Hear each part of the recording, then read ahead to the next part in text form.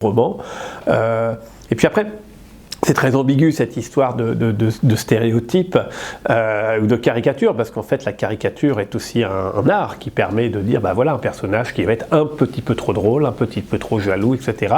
C'est aussi une façon de forcer le récit, que le récit soit romanesque et ne soit pas seulement plat. Donc il y a cet art enfin moi je défends cette idée que les personnages peuvent être plus courageux, plus forts, plus beaux, plus lâches, toujours plus quelque chose dans un roman, parce qu'on est dans une fiction, donc il y a ce trait.